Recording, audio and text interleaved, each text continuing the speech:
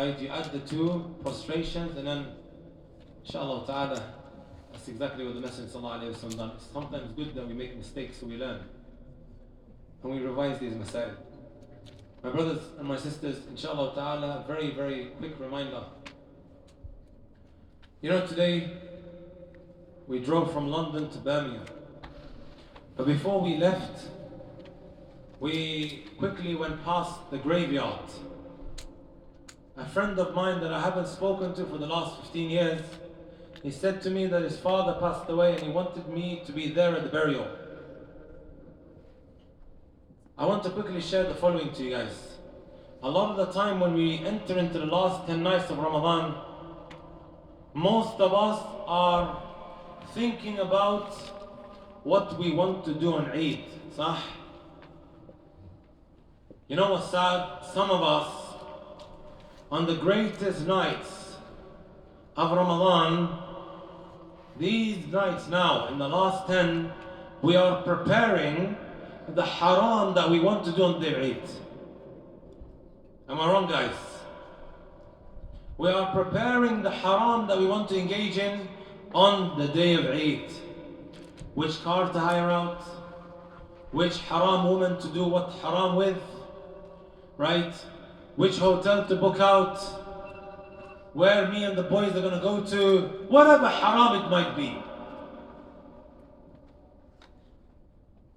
My brothers and my sisters, is this what Ramadan is for? For us to just withhold from haram for 30 days and then on the day of Eid, we destroy everything that we work so hard for. It's easier to tear down a building than to actually build it. To build a masjid like this is going to take time. But if I brought over a crane, you guys know what a crane is, and smashed it into the masjid, maybe half an hour, 1 hour is going to be what? Gone. Right. Who would have thought that someone passes away that we know in the last 10 nights? People are preparing for Eid. This is the reality, right? And I was telling the people who attended, come take a good look at your final destination in this world. Not your final destination, but in this world, the final destination of this world, because after that there's an afterlife. Young, old, rich, poor, doesn't matter how many cars you have and how many qualifications, right, that you have accumulated throughout time. We all have that 6 feet hole that we will be admitted into. I want you guys to think about, my brothers and my sisters, maybe 2-3 weeks down the line now, you are placed on the janazah table and then you are washed, shrouded, and then placed in that what? In that box, taken to the masjid and prayed on, and then carried on the shoulder of your family and friends and the community. They drop you off. You know what's so sad, my brothers and sisters? One time I had this reminder, it really pierced through my heart. After you pass away, you completely lose your identity. People say, wash the body, bring the body, carry the body, drop the body. You've lost your name. You become nothing more than a body. And then eventually, my brothers and my sisters, people forget about you. I remember last year,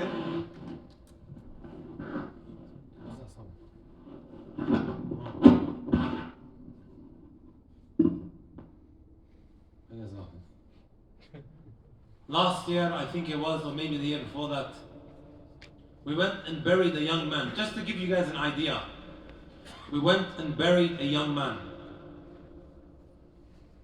After that, wallahi al-azim, guys, in Pepe's.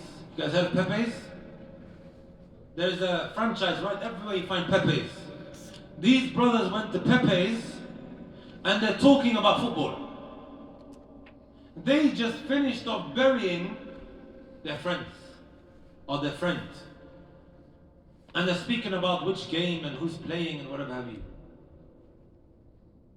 eating chicken and rice, speaking about football, completely having already forgotten their friends. It's maybe been what, hour and a half. Right? Forget about being the body. These guys, they're with Pepe's. 3 weeks from now, everything that I mentioned, just take a moment out to think about it. Right? If you've now contemplated and comprehended this, are you going to ever think about wasting these last final nights of Ramadan? I had a fight broke out the other day. People are doing crazy things on these nights. Right? You know my DMs on my Instagram or Fitnagram, whatever you want to call it. It's full. You know what it's full of? People saying, I feel like I wasted my Ramadan. Please help. Some sisters are saying, I'm on my menses. Please help. I feel like I can't benefit from it. Some are saying, I had objective this and I had this aim. However, I didn't meet it and I feel absolutely distraught. It's not all doom and gloom. It doesn't matter how the race started. What really matters is how the race is going to finish. We should be burning ourselves out in these last remaining nights. You know what Ibn Jawzi said, who died in the year 595? 2 statements I want to mention of it, then I'll finish. He said, إن الخيل إذا شارفت نهاية المضمار بذلت قصارى جهدها لتفوز بالسباق. When the horse gets to the end of the race, it exerts all of its efforts in order to win. And look what he says. فلا تكن الخيل أفطن منك. Don't let the horse be more smart and more intelligent than you. If you didn't do well, فإنك إذا لم تحسن استقبال. If you didn't do well, welcoming the month of Ramadan, you will do better bidding it farewell.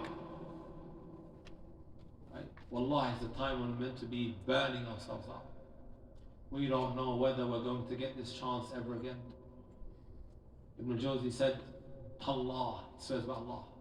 If it was said to the people of the grave, لو قيل لأهل القبور تمنوا, make one wish, they would wish for another night or another day in the month of Ramadan.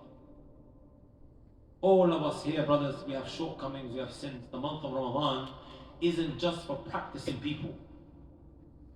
Even the drug dealer or the woman who does all sorts of things, and the man likewise, haram, you name it. Right? It is there for you to seek inspiration, flip your life around for years to come, up until you meet Allah Azza wa Jal. Right? It's on the nights of Al-Qadr. إِنَّا أَنزَلْنَاهُ فِي لَيْلَةٍ مُبَارَكَةٍ. Right? إِنَّا أَنزَلْنَاهُ فِي لَيْلَةِ الْقَدْرِ. This is when the decree of everything that will happen till the next year is written down. It's conveyed to the angels.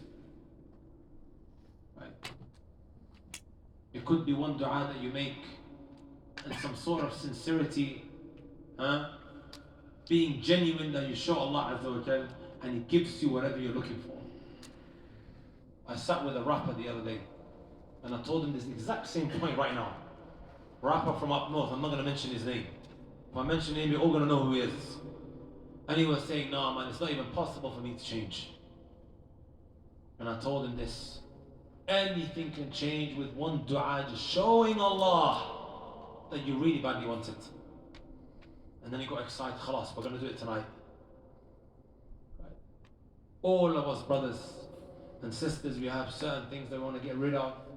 We have goals and aims and objectives. It's these nights that we cry our eyes out to Allah Azza wa Jalla. Right? How sad is it that we waste it doing something crazy or not something that is so trivial and dumb. Right? And then we don't ever get this chance again. You guys might think, oh, we're just young, right? I have my whole life ahead of me. I've said this so many times, brothers. 3 of my relatives, they were all under the age of 24. They died within the space of like 7-8 months. They're old, right? The non-Muslims, oh, he had his whole life ahead of him. That's what they say. Someone saying, he didn't deserve to die, man. That's what non-Muslims say. No. Allah Azza wa Jal, what? The creed at time, لا يستأخرون عنه ساعة ولا يستقدمون. That was the appointed time. Jazakumullah khairan wa barakallahu feek. I love you all for the sake of Allah. The community in Coventry is very dear to my heart. Earlier, Ustad Muhammad Nu'man, he was reminding me that the first city outside of Leicester that I came to was Coventry. It's around 10 years ago. I love you all for the sake of Allah. Jazakumullah khair. I ask Allah to reunite us in the highest part of, in this world. And if we don't, upon obedience, to reunite us in the highest part of Al-Jannah. Inshallah. Jazakumullah khairan. Assalamu alaikum wa rahmatullahi wa barakatuh.